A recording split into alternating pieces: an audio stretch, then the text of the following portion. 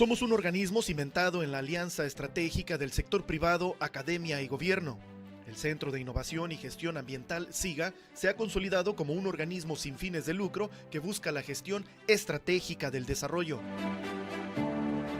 Desde su actual alianza con la Cámara Nacional de Comercio en Tijuana, el SIGA ha propuesto argumentos sustentables en academia y gobierno para que las empresas desarrollen sus actividades con mayor estrategia y gestión ambiental. En la región de las Californias, los temas ambientales trascienden fronteras, y es por eso que en el Centro de Innovación y Gestión Ambiental se trabaja en el marco del desarrollo sustentable y en temas de producción y consumo limpio, todo desde la perspectiva de que la economía y la ecología van más allá del discurso. En el SIGA trabajamos por la construcción de la opinión pública y valor de relevancia política en temas ambientales para lograr impacto en las decisiones gubernamentales y el sector privado, siempre con la visión de la innovación y la gestión ambiental.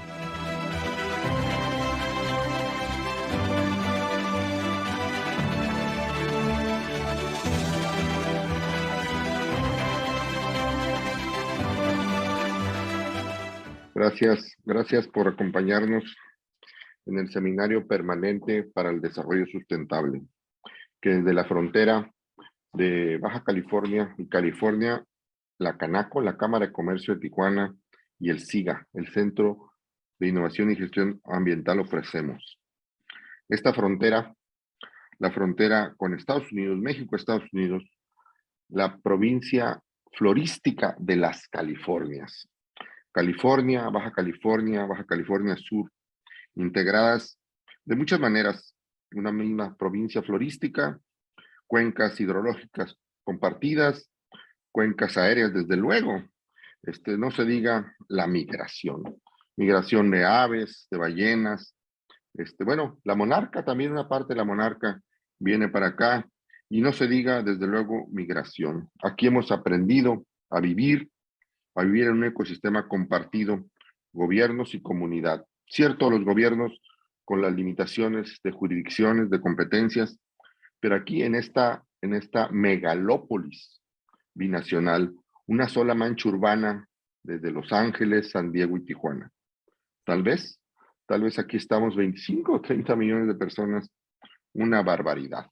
Pero aquí así, instituciones históricas como el SILA, como la Comisión Internacional de Límites y Aguas, que tiene más de 100 años, muchas versiones de programas ambientales México-Estados Unidos, Frontera 21, Frontera 2012, Frontera 2025 ahora, desde los lejanos de los 80s Acuerdos de la Paz. Aquí en la frontera, la economía, la ecología, el medio ambiente viven juntos, y hemos hecho esfuerzos desde aún antes del TLC, con sus acuerdos paralelos, y ahora el TEMEC, con sus capítulos de temas ambientales, hemos tratado de juntar la economía, la ecología y el medio ambiente, así como reza, digamos, la narrativa del desarrollo sustentable. Pero para hablar con propiedad de economía ambiental, hemos invitado a Eduardo Vega. Eduardo Vega es el director de la Facultad de Química de la UNAM, un amigo, aunque muy, muy joven, tiene mucha experiencia en estos temas de trabajar desde la teoría y desde la vida y desde la política y desde el gobierno, desde muchos aspectos, el medio ambiente y la economía. Por eso, pues estamos muy agradecidos con que hoy nos acompañe aquí en el Seminario Permanente para el Desarrollo Sustentable que tenemos todos los miércoles. En esta ocasión nos acompaña Eduardo Vega. Y con eso, Eduardo, te dejamos el micrófono. Adelante. Muchas gracias, José Carmelo. La verdad que es un gusto estar con ustedes. Agradezco muchísimo la más que amable invitación que me hizo ya hace algunas semanas atrás el propio José Carmelo en una reunión que tuvimos aquí en la Ciudad de México con otros colegas de esta, cofradía, lo digo de la manera más amistosa, de esta cofradía ambiental que nos formó, entre otras instituciones, el Colegio de México en el programa LEAD, en el Programa Internacional para Liderazgo en Medio Ambiente y Desarrollo, Y bueno, pues me propuso José Carmelo que en esta ocasión, en esta tarde, presentara algunas generalidades de lo que es la aproximación conceptual de la economía ambiental y pues entonces también para ir aterrizando conforme vaya yo presentando esos argumentos con algunos casos específicos de la realidad que hemos vivido de hace, algunos serán ejemplos de hace algunas décadas, otros más recientes, pero la verdad que espero que les resulte interesante y que hacia el final de la conversación pues se traduzca en muchas preguntas que ojalá tenga la posibilidad y la capacidad de responder. Voy a compartir pantalla para iniciar propiamente la presentación que tengo preparada. Espero, ustedes me dirán que ya se esté viendo. Ya está, adelante. Perfecto. Entonces, José Carmelo, por la amabilidad que le caracteriza, me dijo que era, o dijo que era yo el director de la Facultad de Química. Perdón. Le hago algunas cosas químicas, pero en realidad soy director de la Facultad de Economía. Pero no importa, con gran gusto estaré presentando lo que se dice en el cartel de difusión de esta tarde y entonces pues voy al grano. A ver, algunos fundamentos de la economía ambiental. Por supuesto que la economía ambiental tiene como propósito central poner de relieve y en la mesa del debate cuáles son los principales atributos, rasgos de ese denominado así capital natural de origen geológico o biológico que las sociedades humanas aprovechamos para generar procesos de producción de riqueza material nueva y intentar generar también mejores condiciones de vida y pretendidamente de desarrollo. Entonces, quiero iniciar con algunas generalidades como las que están puestas en esta lámina. Por supuesto que necesitamos suelo, territorio, agua, energía, paisaje, aire.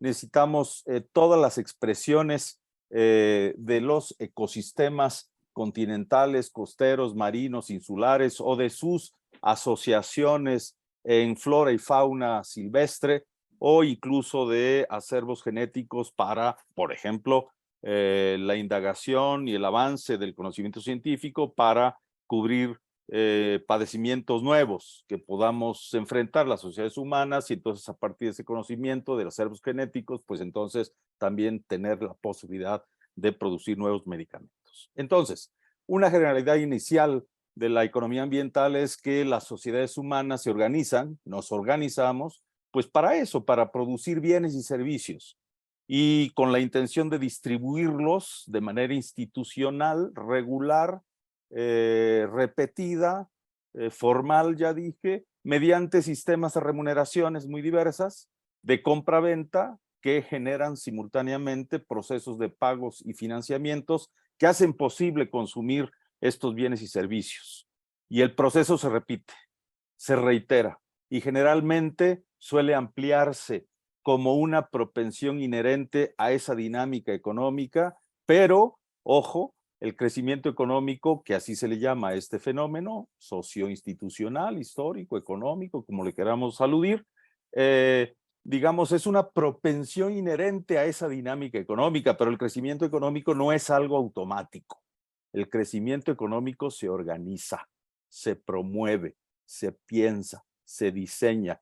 Si una autoridad pública, sea la escala que sea, a escala municipal, regional, estatal o nacional, no piensa en cómo organizar de mejor manera a la población que habita su territorio, con sus capacidades y habilidades, experiencias y conocimientos que tiene esa población para inducir de manera mejor estos procesos de producción, distribución, consumo en términos ampliados, pues entonces el crecimiento puede ocurrir, pero es probable que ocurra de manera esporádica, desarticulada, ineficiente y tal vez consumiendo más energía de la debida, ahorrando precariamente insumos naturales. Y entonces por eso mi insistencia en decir, sí, es una dinámica, este funcionamiento regular económico que se repite y suele ampliarse, pero es una propensión, no es una seguridad. Entonces, esa discusión es interesante para ver cómo puede redefinirse o digamos, diseñarse el crecimiento y ojalá el desarrollo económico. El segundo énfasis es que estas sociedades humanas, de las cuales formamos parte, claro está, tomamos decisiones cotidianamente. A diario tomamos un montón de decisiones, en donde eso se traduce generalmente en acciones económicas específicas, con lugar, territorio, perfiles tecnológicos, preferencias energéticas, localizaciones específicas y con el propósito de destinar estos esfuerzos, ya sea a mercados locales, regionales, articular mercado interno o de manera deliberada estar generando encadenamientos a escala global que implica, por lo tanto, pues ni más ni menos que procesos de importación de bienes, servicios, tecnología, recursos y también de exportaciones similares. Entonces, estas sociedades que habitamos, de las cuales somos parte, claro, tomamos decisiones, ya dije, y esas decisiones se toman desde los hogares como consumidores. Todos, todas somos consumidores de bienes, servicios e insumos naturales, de recursos, de paisaje. Personas y familias, organizados como hogares. Insisto lo de hogares porque es la categoría económica a partir de la cual uno puede identificar qué decisiones estamos tomando a esas escalas. Pero también las empresas. Las empresas, independientemente de su tamaño, su giro de actividad, su ubicación y su, digamos, relación con otros circuitos empresariales, pues también son una pieza imprescindible para tomarse en cuenta porque lo que deciden las empresas o dejan de decidir va a influir en nuestra vida, lo queramos o no. Y por supuesto que los gobiernos igualmente son otro componente importantísimo, más que influyente, generalmente siempre presente en las decisiones públicas cotidianas que se traducen, como ahí se dice entre paréntesis, pues en programas específicos, en proyectos de financiamiento, en proyectos de desarrollo regional, políticas que suelen estar conformadas con programas, proyectos, instrumentos, incentivos, o estos instrumentos e incentivos pues, pueden traducirse en impuestos, créditos, subsidios u otros instrumentos de gestión, en esquemas de regulación de mercados, por ejemplo, ¿no? Y eso tiene que ver con la institucionalidad de la política, es decir, el diseño y la puesta en vigor de leyes, reglamentos, disposiciones, que es justamente los esquemas, los arreglos institucionales que se traducen en esquemas regulatorios del proceso económico. Y eso ocurre a escalas locales, regionales, nacionales y globales. Y otro énfasis que quiero con él iniciar es que esta dinámica, esta estructura, estos incentivos institucionales de los mercados, pues evidentemente que nos influyen a una gran cantidad de personas, sino que a todas, y esas son un conjunto muy complejo y sistemático de microdecisiones que se convierten en macroconductas y que hay, entre comillas, se ha dicho, entre comillas, hay contagios o hay seguimientos por efectos de demostración que esas microdecisiones se convierten en macroconductas económicas y sociales in situ.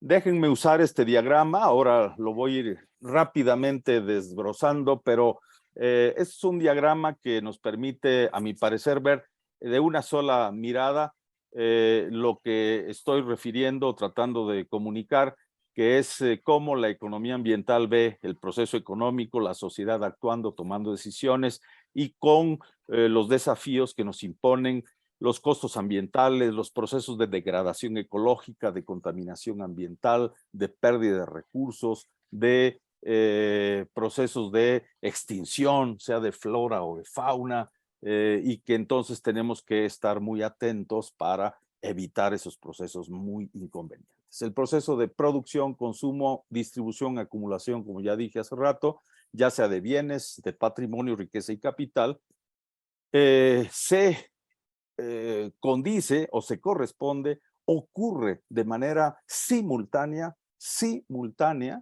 con los costos sociales, los costos marginales adversos, por lo tanto, que se entienden desde la economía ambiental como las conocidas externalidades negativas. Son externalidades justamente porque todos los costos que no son externos, todos los costos que sí asumimos como agentes privados, seamos de consumo, de producción o de lo que sea, asumimos costos de manera privada, por ejemplo, pagando salarios, por ejemplo, pagando impuestos, por ejemplo, pagando por una mercancía, un bien, un servicio que requiero, pues lo pago, es el precio del mercado, a eso se está cotizando, pues si realmente lo necesito y tengo los ingresos para sufragar su precio de mercado, pues entonces asumo ese costo para consumirlo o para arrendar una maquinaria,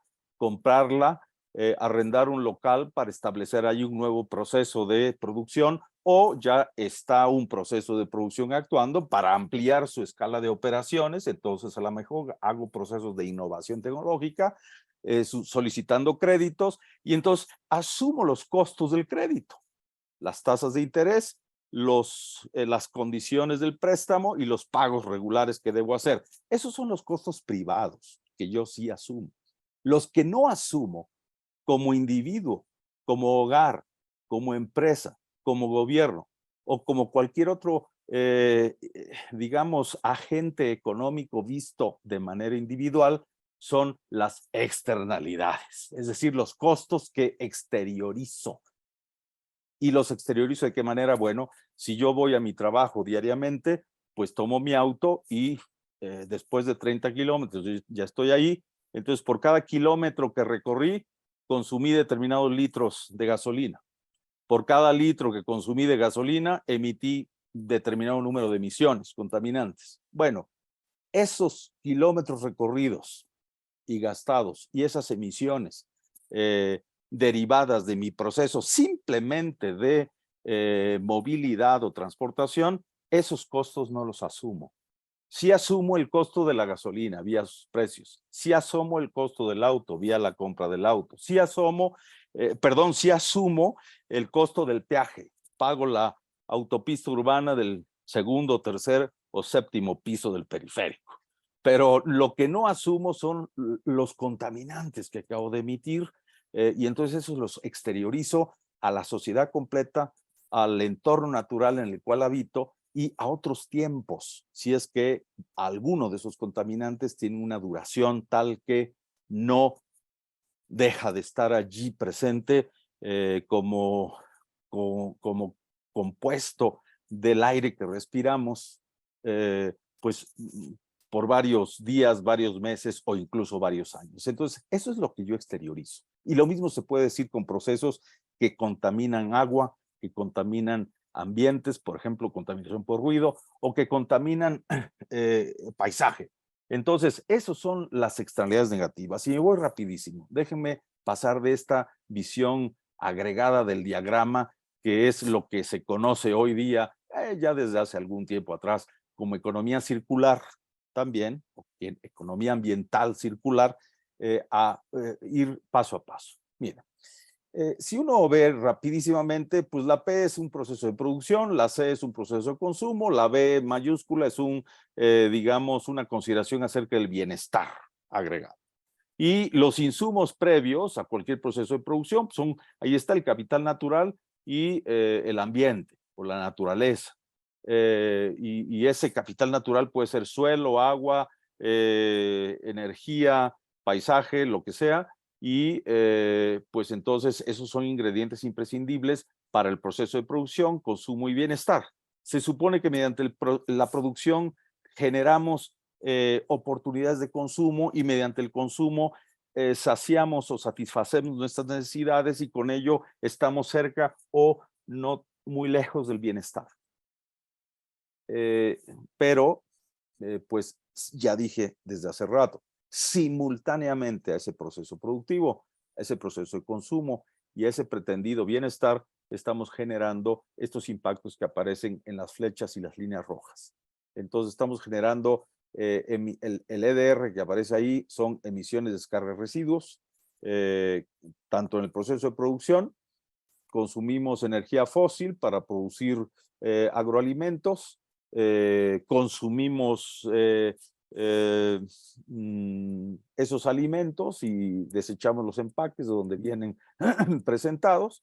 Entonces, mediante el proceso de producción y el de consumo, generamos estas emisiones, estas descargas, estos residuos, y entonces lo que se supone que estaba jugando a favor de nuestro bienestar por la contaminación, por la degradación ecológica, por la pérdida de recursos, por la alteración del ruido, con ruido o malos olores, incluso tóxicos, y la alteración del paisaje, puede que estemos también de manera simultánea perdiendo bienestar.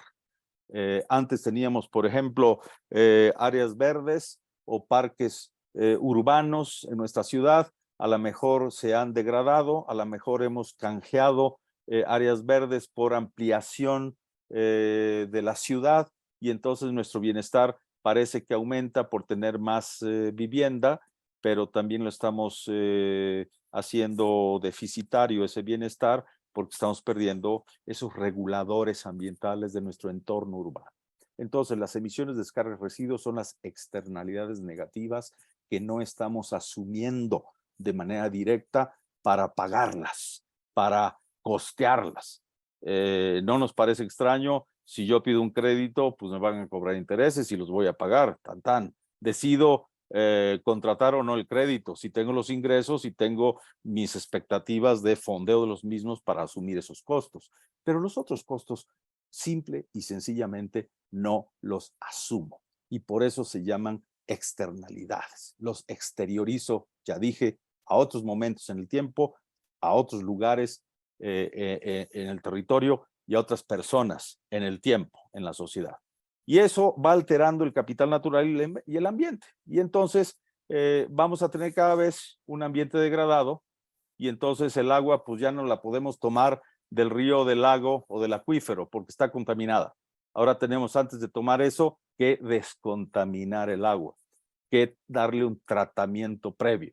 Y entonces asumimos esos costos porque sí nos cuesta, por las diferentes tecnologías de tratamiento de aguas residuales o aguas servidas, aguas contaminadas, si les vamos a dar un segundo, tercer, cuarto o quinto uso, pues depende cuáles sean esos usos adicionales, pero si es, entre otros, el abastecimiento público de agua potable, pues entonces tenemos que no solo que tratarlas, sino que potabilizarlas.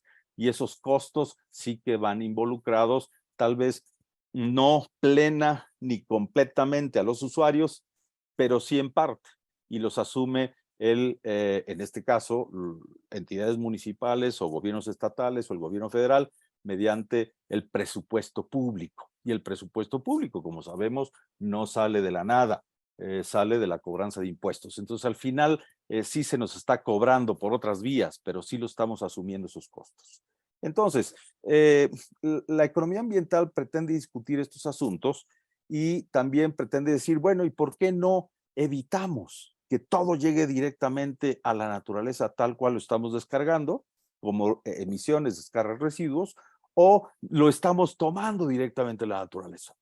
Y entonces aparece la R pequeñita que está allí, en color, al menos yo así lo veo, de color más, menos, tirándole a qué quieren ustedes, a lavanda, a violeta, a lo que quieran, moradito. Y entonces esa R minúscula es recuperación, reindustrialización, reducción de la contaminación en la fuente, y todas las Rs que podamos ponerle allí para capturar esas externalidades negativas, y en lugar de depositarlas de manera directa a la naturaleza, pues volverlas a reutilizar y a reintroducir en el circuito económico, pues entonces ya estamos haciendo un doble juego favorable al ambiente, pero también a nuestra economía. Estamos contaminando menos y estamos demandando menos del ambiente o la naturaleza. Y entonces por eso es importantísimo todos los temas de reducción de contaminación o de generación de residuos en la fuente misma donde se generan, o reutilización de aguas servidas mediante tratamientos, claro, o recuperación de desechos, o otro tipo de, digamos, de nuevos giros económicos que le añaden valor a eso que antes era basura o residuos mal dispuestos, que nos propiciaban una reducción del bienestar. Y ahora puede que nuevamente nos estén compensando para estar en situaciones mejores, no solo de bienestar individual, familiar, o en los hogares o en las empresas, sino de bienestar social. Y ahí es donde aparece el tema, cuando digo bienestar social, aparece el tema de los bienes públicos. Los bienes públicos, que importan los bienes públicos, porque son esos bienes que cuando los consumimos no estamos rivalizando con nadie para consumirlos y no estamos haciendo un uso exclusivo de los mismos. La luz solar, un paisaje natural, el aire que respiramos, por ejemplo, la biodiversidad, son todos esos ejemplos de bienes públicos. Si es de día, nadie me puede impedir tener sol también o luz natural en mi salón de clases, en mi proceso productivo o en mi empresa o en mi oficina o en donde esté. La luz solar es para todo el mundo. De eso se trata un bien público. Que yo consumo el bien público, luz natural del día, sí, claro, pero lo consume todo el mundo y a la misma hora. Y eso no significa que estamos haciendo uso excluyente o exclusivo de ese bien, ni rivalizando por más usuarios de la luz natural que haya contra otros consumidores, entre comillas, de luz natural. No. Y lo mismo del aire que respiramos, y lo mismo de la cultura, lo mismo del conocimiento científico, lo mismo de la biodiversidad. Entonces, hay un montón de bienes públicos, unos directamente de la naturaleza y otros a partir del conocimiento de la misma que se van construyendo por las sociedades humanas, que es importantísimo salvaguardar, conservar, para propiciar que ese bienestar general no se reduzca también, porque evidentemente los bienes públicos también pueden saturarse, también pueden convertirse en otro tipo de bienes, ¿no? Bienes de libre acceso, por ejemplo. Y los bienes de libre acceso caemos en estos ejemplos de la tragedia de los comunes, ¿no?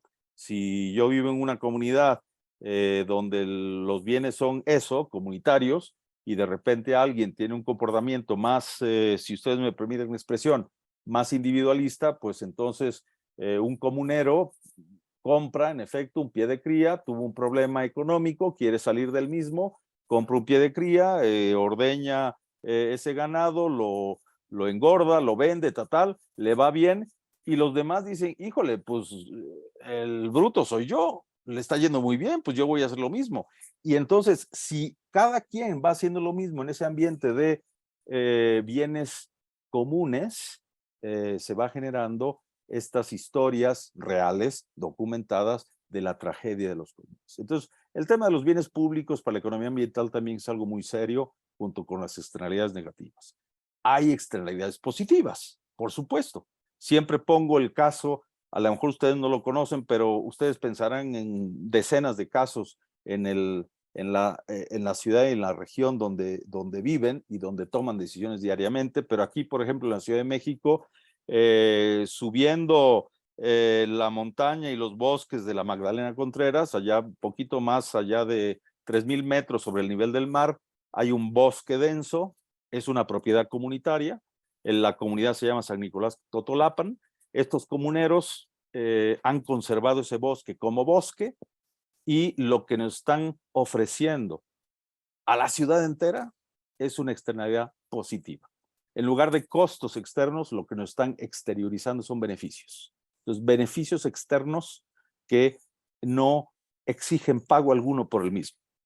Y conservando el bosque como bosque, están regulando clima, capturando carbono, fijando suelo, generando nutrientes, manteniendo y conservando hábitats de especies. Cuando llueve torrencialmente, pues en lugar de escurrir rocas, lodo y demás con daños a propiedad privada, personas infraestructura pública, etcétera, pues como está fijo el suelo y conservado esos bosques, pues entonces es un beneficio adicional. Evitar daños por conservar ecosistemas.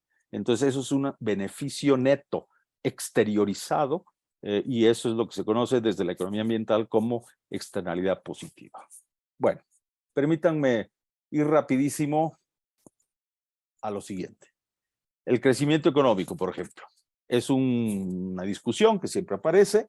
Ya dije, el crecimiento económico, pues hay que organizarlo, hay que diseñarlo, hay que darle arreglos institucionales adecuados, pero quiero enfatizar dos asuntos en relación con el crecimiento económico. Tienen que ver con economía ambiental y problemas reales digamos, de las estrategias de conservación o aprovechamiento sustentable de los recursos.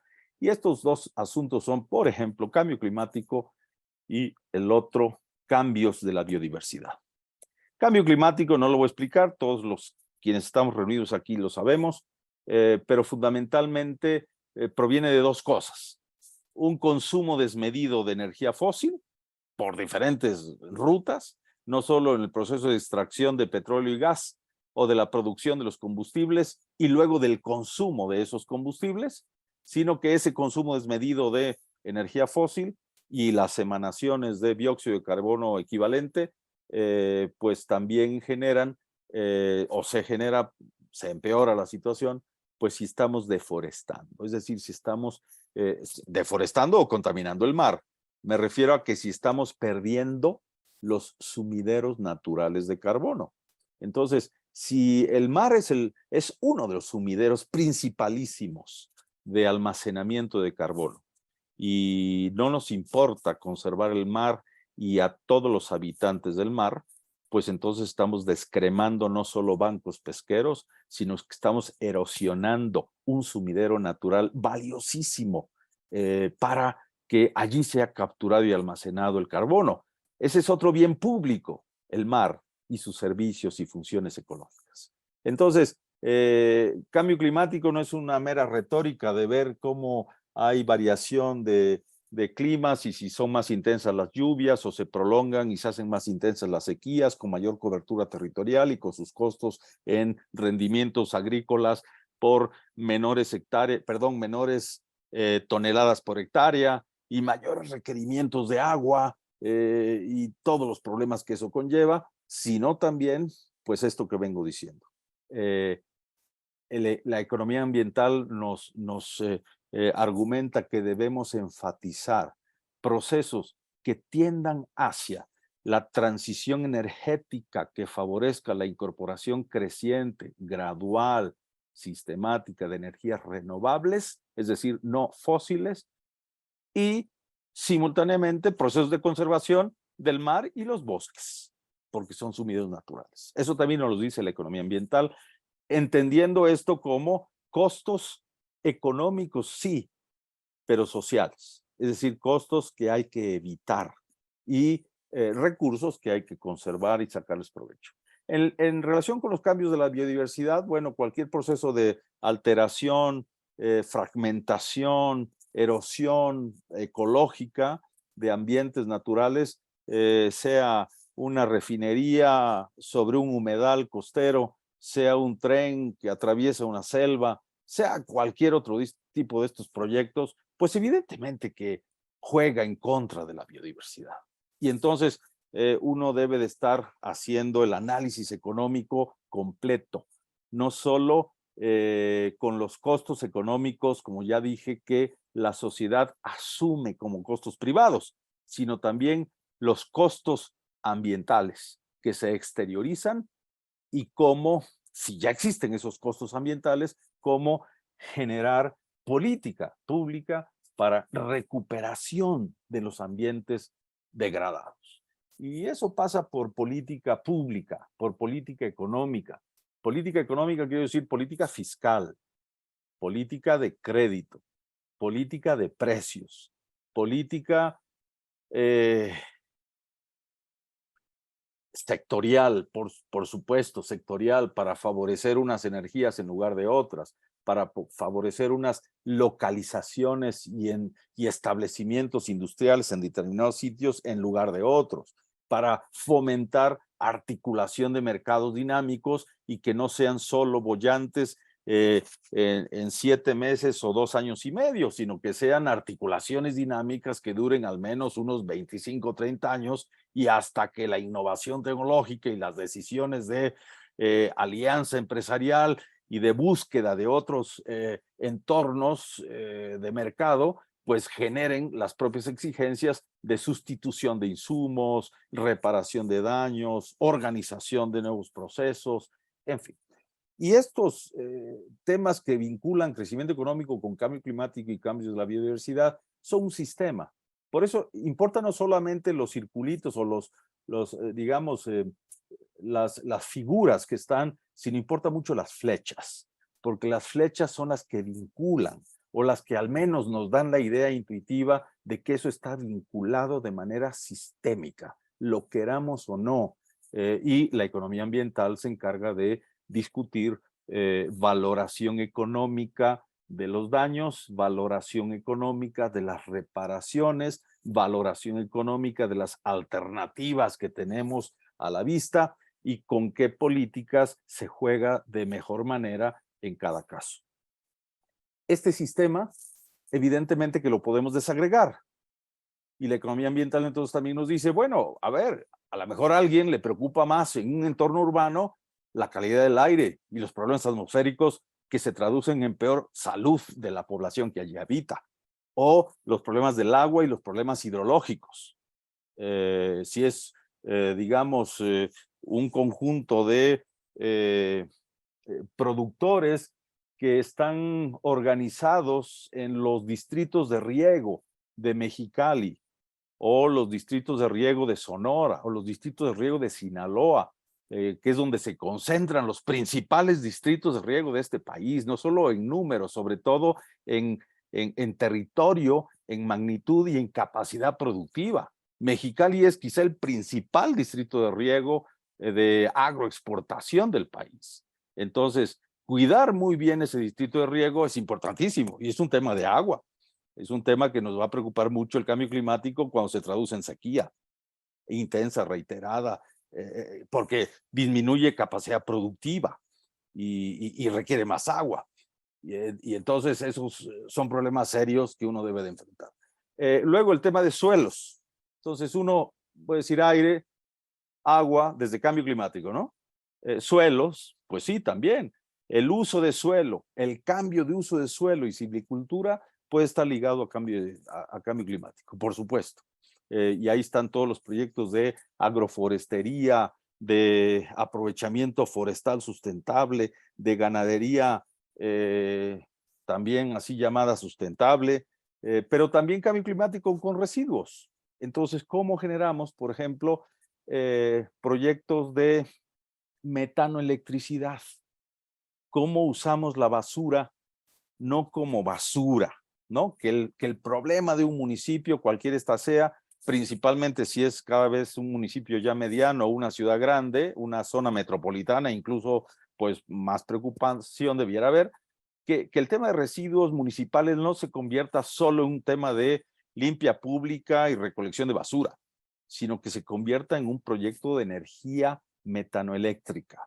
¿Cómo capturamos gas a propósito de la generación de ese gas, ¿no? Metano, a partir de la descomposición biogeoquímica de la basura? ¿Y cómo generamos a partir de ese gas? Pues electricidad, ¿para qué? Para el municipio. Y nos evitamos la factura con CFE, ¿se dan cuenta? Nada más que evidentemente CFE, yo entiendo el argumento, pero hay que decirlo, CFE es el principal agente económico que se opone a estas alternativas. Pues sí, porque eso implicaría una sustitución energética de su factura eléctrica, termoeléctrica. Entonces, metanoelectricidad para mí es el futuro de las grandes ciudades, no tengo duda. Pero sí sé que hay pues algunas complicaciones de corto y mediano plazo en el terreno más de la política y de las decisiones públicas, porque hay agentes, perdón la expresión, pero así es, que hay agentes económicos que son los perdedores del futuro, que son los perdedores de la innovación, que son los perdedores de las decisiones ambientalmente favorables y tecnológicamente de mayor rendimiento y ahorro de insumos naturales. Pero bueno, uno puede también diseñar política de compensación de quienes van a perder para que sean incorporados en un proyecto compartido. Desde la biodiversidad también, temas de aire, no hay duda que tenemos que ver allí. Mientras perdamos más cobertura forestal, menor regulación y capacidad de regulación climática tendremos. Igualmente, menor infiltración natural de agua al subsuelo y por lo tanto habrá menos humedad, no solo en la atmósfera, sino en el suelo, en el subsuelo, y entonces menor rendimiento de cualquier proceso que tenga que ver con la biodiversidad. Los suelos igual, y la biodiversidad tiene que ver, por supuesto, también con el tema de residuos y el aprovechamiento energético. Me estoy yendo rápido, me disculpo, pero quiero llegar hasta el final de esta presentación para escucharles a ustedes. Ahora bien, aire.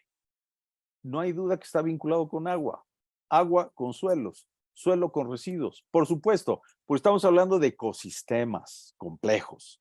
Y que si la cuenca hidrográfica no la conservamos, no solo se nos va a acabar el agua, se nos va a empobrecer el suelo y se nos va a complicar el mejor manejo de la calidad del aire. Entonces, estos asuntos es importante señalarlos, porque, por ejemplo, cuando uno pone un ejemplo banal, si quieren, o muy pedestre, pero uno se da un regaderazo, pues ojalá que todas las mañanas, ¿no? Cada día.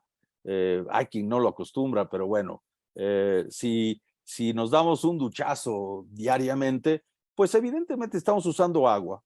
Y si no nos gusta mucho el agua fría, pues estamos usando energía para calentar el agua. Y si nos vamos a dar un duchazo, pues estamos usando jabón. Y el agua jabonosa que desechamos, pues ya va siendo agua sucia. Bueno, si eso lo hacemos en una ciudad con 9 millones de personas, supongamos que la mitad de las personas son las que hacen eso, 4,5 millones diariamente bañándose, más o menos a la misma hora. Bueno, la colecta de eso va al drenaje y el drenaje va al desalojo masivo de agua.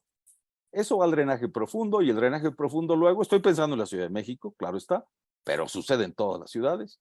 El drenaje profundo desaloja toda esa agua diaria, jabonosa, residual, doméstica, solo por las duchas de todos los que nos bañamos diario, lo vierte al río Cuautitlán. El río Cuautitlán al río Moctezuma. El río Moctezuma al río Tula. El río Tula al río Tamuín y el río Tamuín al río Pánuco. Y los caudales del Pánuco deposita toda esa agua en la frontera de Tamaulipas y Veracruz, en el Golfo de México. Diariamente, el Golfo de México está recibiendo agua de los chilangos, ¿sí? Del duchazo de los chilangos. Y eso ocurre con los grandes ríos de México, ¿sí? Que tienen cuencas exorreicas, que van hacia la desembocadura al mar, pues depositamos todo. Y no solo de los baños, de las viviendas, sino de las fábricas, los emplazamientos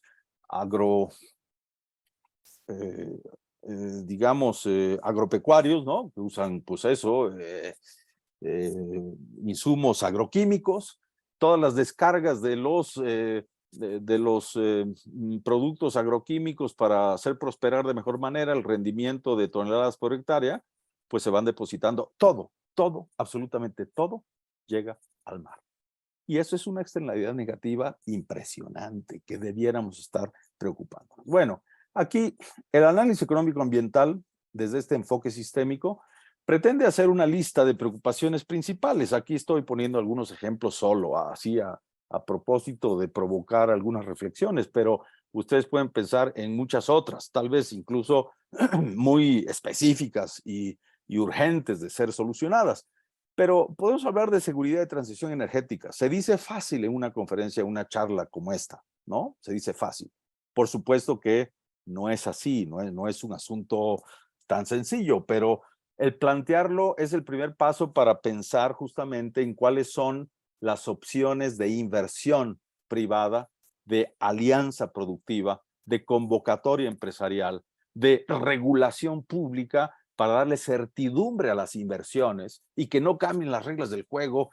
Un año son unas, otro año son otras, un gobierno dice que sí, otro gobierno dice que no. Es decir, si cambian la regulación pública que rige sobre los mercados, ese es el ambiente menos propicio para las inversiones y para las alianzas empresariales. Si queremos tener una fortaleza empresarial que sea innovadora, propositiva, que arriesgue capital, que haga alianza con empresarios de afuera, que proponga iniciativas locales y regionales, bueno, eso se logra con regulación pública con certidumbre de largo plazo. Y eso entonces ya estamos hablando o empezando a hablar con seriedad de lo que es seguridad y transición energéticas. No, nadie piensa en la locura de que dejemos de consumir fósiles en 2 años y ya que todo será renovable. No, por supuesto que no, pero sí hay que empezar ya. Pues el mundo sigue avanzando y México puede quedarse pues bastante atrasado, más de que ya estamos. Voy cerrando. Procesos industriales y contaminación ambiental y degradación ecológica. Pues es otro tema gigante, es otro brochazo, pero cualquier proceso industrial puede, si se preocupa de la contaminación ambiental que genera y se preocupa por evitar esa contaminación, puede estar pensando en nuevas inversiones y nuevos procesos de innovación que le van a favorecer en los mercados futuros. Pero claro, primero tiene que haber una inversión de inicio y un riesgo compartido con otros. Entonces ahí necesitamos la asociación de empresarios más prósperos y poderosos con otros proveedores que tal vez no lo sean tanto, pero que están dispuestos a convalidar esos esfuerzos y hacerse socios de ese, digamos, de ese comportamiento ambientalmente responsable con un propósito explícito de evitar degradación ecológica y hacer prosperar procesos industriales. Lo mismo puede decirse de lo que sigue: agricultura, territorio, agua y energía. Lo mismo de uso de suelo, cambios de uso de suelo, todo lo que está ahí, ¿no? Si uno no es empresario, si no es, por ejemplo, funcionario público de una ciudad, pues entonces una preocupación central debe de ser la regulación urbana que pasa por el transporte, la organización de la movilidad, la disposición y el suministro de agua en las viviendas y en los asentamientos empresariales radicados en esa ciudad, la distribución de los alimentos cada día, su central de abastos, su red de comunicación y traslado de alimentos y de almacenamientos adecuados de los mismos para generar bienestar no solo de un día, no solo del corto plazo, sino en el mediano y largo plazo. Bueno, hay un montón de cosas que quisiera añadir. Cierro diciendo, pues pasa todo esto por el desacoplamiento energético del crecimiento económico. Sí, tenemos que seguir creciendo. Como se dice, esto es teoría de economía ambiental, desacoplar ese crecimiento, generar más riqueza material, generar más propensión a la prosperidad económica, al desarrollo potencial, con menor consumo de energía. Eso se va a lograr si avanzamos pronto a la transición energética. La descarbonización económica, pues sí, como se dice desde la economía ecológica, no solo desde la economía ambiental, sino desde la economía ecológica se hace mucho énfasis en la resistencia y la resiliencia ecológicas y en la homeostasis, es decir, en la capacidad de recomponer lo que se ha dañado naturalmente. Bueno, la descarbonización económica es quitarle esa huella de carbono excesiva a cualquier proceso económico, a cualquier proceso productivo, a cualquier proceso de consumo y descarbonizar una economía o generar condiciones de economía de baja entropía, como se dice, reitero, desde la economía ecológica, pues entonces es eso, es descarbonizar la economía mediante la transición energética. La deforestación cero, pues es una aspiración perfectamente factible, es cuestión de encontrar la valoración económica de la conservación de bosques, selvas, matorrales xerófilos, pastos naturales e inducidos, nopaleras y humedales y manglares y demás. Y eso pues a escalas diferentes. Una decisión puede ser factible y buena si se toma una escala urbano-regional y puede ser replicable en otros espacios urbanos regionales, pero en otros no. Nuestro país es muy diverso. Tenemos zonas áridas, semiáridas, zonas tropicales de muchísima lluvia y humedad, de propensión a la sequía. Tenemos un mosaico de realidades a escala nacional que entonces en cada región nos puede dar algunas certezas este discurso de la economía ambiental. Y la reorganización institucional del crecimiento económico para recuperar el desarrollo que ojalá sea sustentable, pues es la pretensión final. Me quedo aquí, traigo varias láminas más. Les voy a dejar la presentación completa, pero prefiero quedarme aquí. Ya son 46 minutotes que llevo hablando, entonces prefiero escucharles a ustedes y atender sus preguntas. Muchas gracias. Gracias, Eduardo, gracias. Sí, efectivamente, creo que nos dejas así como, pues bastante. Necesitamos muchas más sesiones, creo, pero déjame pasar rápido algunos de los comentarios que tenemos acá. Desde luego, algunos saludos de Salvador Solís desde Colima, también Carmen Rodríguez, María Eugenia. María Eugenia nos dice, doctor Vega, ¿cuál sería el mínimo del capital natural que tendría que invertir los gobiernos municipales, estatales, para mantener la calidad de vida de los ciudadanos? ¿Cuál sería el pago mínimo aproximado por los servicios ambientales que tendría que pagar los ciudadanos por el uso de los recursos y las áreas naturales protegidas como Cuatro Ciénegas? Dice también, las externalidades generadas por el propio desarrollo económico de una entidad, ¿a quién le tocaría invertir para mitigar y remediar los daños ambientales? Un ejemplo, la zona metropolitana de Monterrey en Nuevo León. Tenemos un problema de aire, de agua, cambio de uso de suelo, y en donde las áreas naturales protegidas son las menos. Jesús Echeverría, desde La Paz, Baja California, nos dice, gracias por su conferencia compleja, pero así es el funcionamiento de la economía cuando incorporamos el tema ambiental y la calidad de vida. El problema económico enfrenta una crisis entre la decisión de acumular riqueza o mantener y elevar la calidad de vida de la sociedad y del ambiente.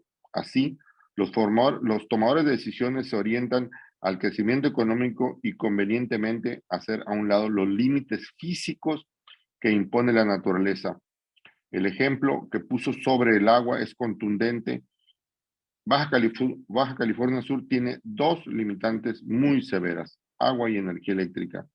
En aras de obtener ingresos, los ecosistemas se están fragmentando, los paisajes desapareciendo, entre otros. Hoy en día la gente conoce el precio de todo, pero el valor de nada. Es una frase que está citando Natalia Cruz. Dice, desgraciadamente, el consumismo y el sistema capitalista en el cual estamos inmersos apunta a nuestras políticas en general hacia un enfoque que satisface, pero a costos muy altos para el ambiente y con una pérdida de nuestras cosmoculturas y afectaciones sociales. Gracias por su aportación. Dice Natalia, te está felicitando, Eduardo. También Saúl Guzmán nos comenta, para alcanzar el desarrollo equilibrado desde el enfoque Georges Q. Hogan, viendo lo complejo de la dinámica y económica y consumo de la naturaleza. Y también tenemos acá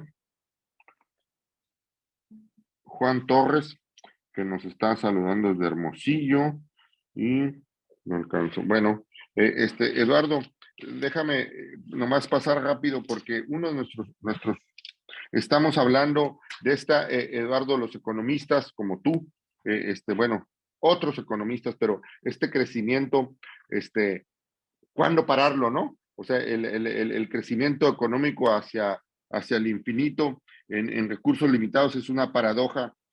Cuando, Eduardo, cómo la producción pensando contra la distribución.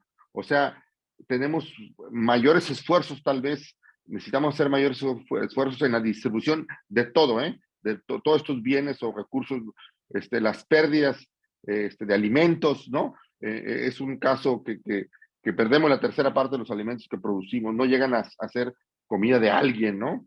Creo que eso es una de las cosas esta que te acercaste un poco, bueno, nos dejaste muchas tareas para reflexionar, pero el desacople, así como el desacople del calentamiento y el crecimiento económico y el cambio climático en el área de energía, también ahora se dice de la economía circular, desacoplar el crecimiento de la extracción de recursos naturales, ¿no?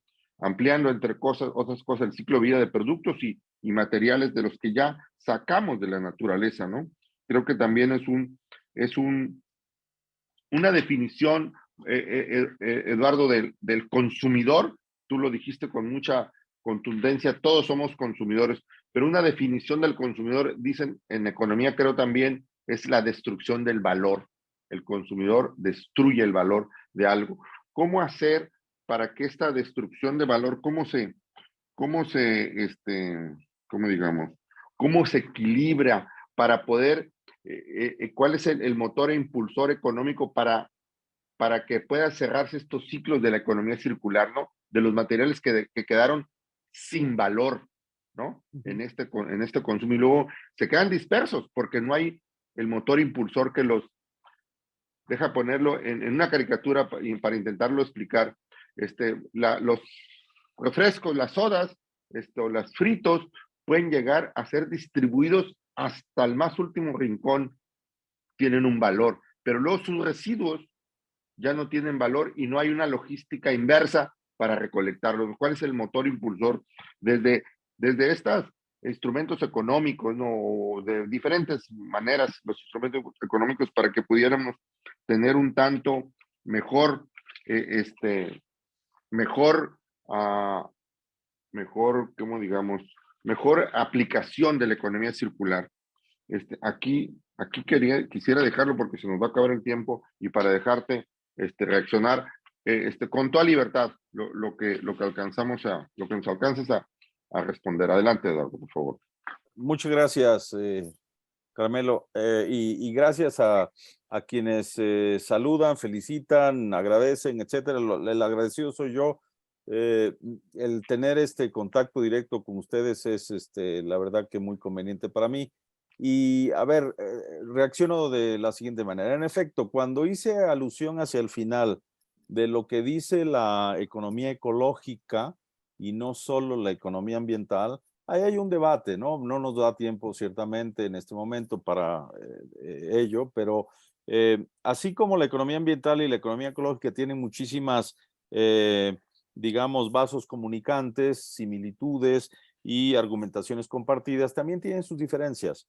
Y pues sí, quien refirió que desde la óptica de Nicolás Georgescu-Roegen hay que ir viendo estas argumentaciones, y quien refiere cuáles son los límites del crecimiento, yo estoy de acuerdo, Ahora, hay autores señaladamente franceses, pero no solo, también algunos ingleses han contribuido mucho a lo que suele llamarse en la literatura especializada como la prosperidad sin crecimiento.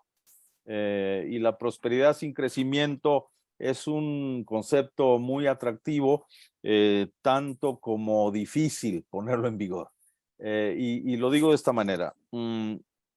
Evidentemente, cuando uno hace las cuentas de lo que va tomando uno decisiones a escala individual y luego multiplica uno por los millones de personas que habita en su colonia o en su ciudad, en la región, en el estado que habita uno, en el país, etcétera, y uno empieza a ver esos grandes números, es cuando, por eso empecé yo con esas microdecisiones que se convierten en macroconductas.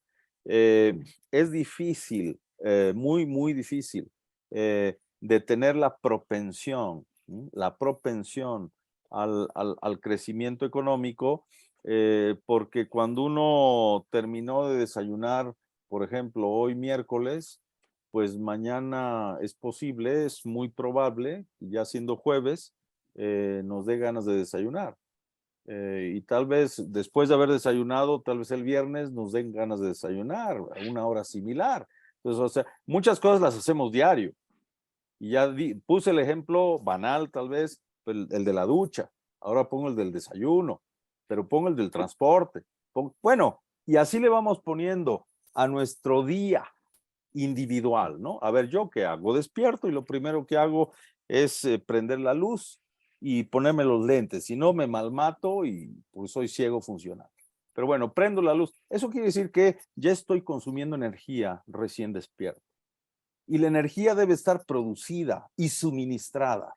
Debe estar mantenida esa infraestructura que me permite a mí tocar un puntito en la pared y que se ilumine mi habitación.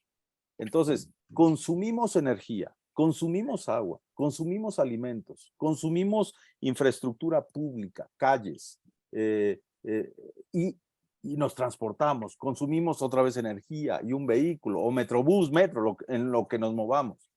Pero eso no lo hacemos nomás nosotros, lo hace todo mundo y diario. Entonces, cuando uno multiplica eso, dice, a ver, ¿quién produjo lo que, como dices tú, Carmelo, lo que yo destruí ayer? Lo destruí consumiéndolo. Y no solo lo consumí, y ojalá que me haya satisfecho mis requerimientos de consumo, pero también generé, en efecto, impactos ambientales adversos, con los empaques, las envolturas, los residuos, las aguas residuales, las emisiones por la energía que consumí. O sea, mi propia existencia genera externalidades negativas. Y lo multiplico por los 130 millones de mexicanos que ya somos hoy, pues entonces, así nos vamos, ¿no? Y entonces, por eso yo digo, el crecimiento económico no es que lo concibamos los economistas como algo maravilloso, no, es un mal necesario, es un mal necesario, pero es difícil suponer que los huevitos que desayuné hoy vayan a estar disponibles mañana. Y entonces eso significa que las granjas avícolas tienen que estar produciendo más huevos. ¿A qué voy? A que la dimensión demográfica, ¿sí? Que tenemos en las sociedades contemporáneas en las que habitamos, en las que vivimos, son justamente, citando otra vez a Georgescu Roegen, pero también a los Meadows, ¿no? A Donella y a Dennis Meadows, con su librazo de 1972, el de los límites del crecimiento, están poniendo en el centro los grandes números de la población que ejerce una presión impresionante sobre la estructura productiva y sobre las fábricas, los distritos de riego, las ciudades, las empresas, los gobiernos. ¿Para qué? Para producir más. Tienes toda la razón y tienen razón también quienes dicen que pues producimos y tal vez desperdiciamos el 30%. Es un desperdicio, sí, es un desperdicio neto. Bueno, tenemos que hacer, por eso yo creo, enfatizar con estas nuevas formulaciones de la economía circular para que lo que vayamos generando como emisiones, las capturemos para generar valor agregado adicional. Las descargas residuales que generamos, las capturemos para tratarlas y darle al mismo caudal de agua no un solo uso para desecharlo y desalojarlo luego, sino darle 7, 15 usos mediante tratamientos distintos para, pues sí, al final la vamos a descargar. Así podemos ir poniendo ejemplos de la vida real, digamos, ¿no? Ahora, ya dije, prosperidad sin crecimiento, si ustedes quieren leer el libro, es interesantísimo. El autor es Tim Jackson, es un economista inglés. es muy, ya dije, atractivo, seductor el discurso, pero luego se empieza a complicar cuando uno piensa en la vida real de mi ciudad o de mi estado o de mi región o de mi país. Y entonces, ¿cómo lograr eso? Porque hay quienes pueden considerar algo no conveniente, que el crecimiento no importa y que la prosperidad es homologar a nivel bajo a todo mundo para arriba. Entonces, no es dejar de producir riqueza solo porque genera inconvenientes. Yo digo que con la economía circular y la economía ambiental de por medio, pero la economía ambiental ya es en sí misma un discurso teórico que se emparenta muy bien con la economía circular. Tenemos que recuperar todos los desechos, tenemos que recuperar todas las descargas, tenemos que recuperar todas las emisiones, tenemos que recuperar todos los residuos para generarles y dotarles de mayor valor económico, de un nuevo valor económico que sea reconocido. Y tienen razón quienes dicen, alguien dijo, tú dijiste el nombre, disculpen, no lo anoté aquí, pero alguien dijo, sí, que los precios todo el mundo los considera y los valores nadie los toma en cuenta. Sí, es cierto. No tenemos de otra, ¿no? Los precios de mercado los tomamos o no, porque si no, no obtenemos ningún bien, ningún servicio. Los valores económicos que no se expresan en precios de mercado son los que deben de expresarse mediante política pública. Pongo un ejemplo.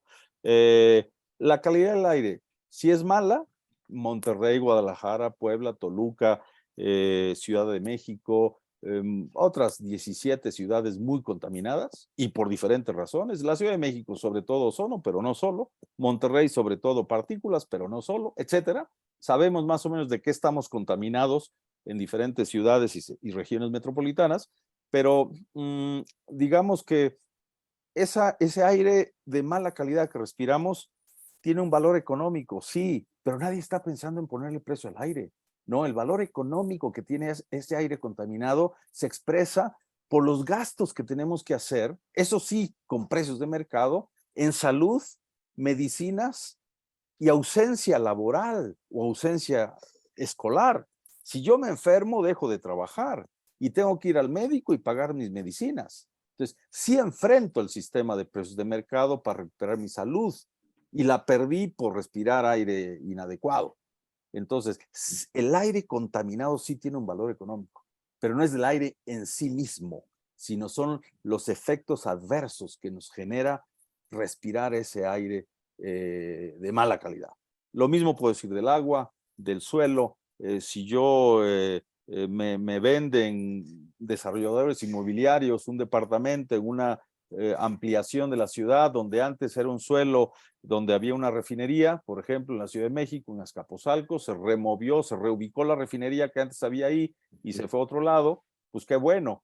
Pero esos suelos quedaron contaminadísimos porque durante décadas estuvo allí la refinería. Entonces, primero, ¿qué se tuvo que hacer? Antes de reutilizar ese suelo, se tuvo que limpiar ese suelo, se tuvo que tratar ese suelo. ¿Y eso quién lo asumió? Claro, presupuesto público, el gobierno, pero lo pagamos los ciudadanos mediante impuestos. Entonces, sí tiene un valor económico el suelo contaminado y la recuperación del suelo contaminado. Sí tiene valor económico. No lo vemos expresado en precios de mercado. No vamos al súper a pagar un cacho de suelo recuperado porque estaba contaminado. No, pero cuando ya fue recuperado ese suelo, por supuesto que los desarrolladores inmobiliarios recuperarán sus inversiones, incluido el de haber limpiado el suelo y el subsuelo.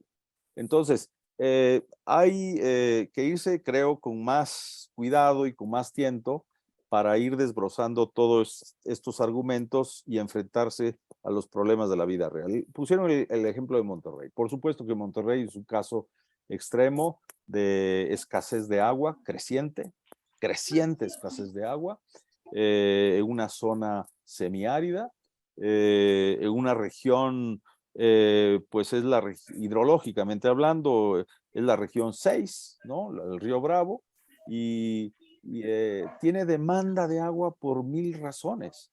Maquiladoras, fábricas, circuitos industriales, pues densidad metropolitana, demanda de abastecimiento de agua potable por nuevos establecimientos y asentamientos humanos en esa zona que generalmente tiene dinamismo económico y atracción demográfica.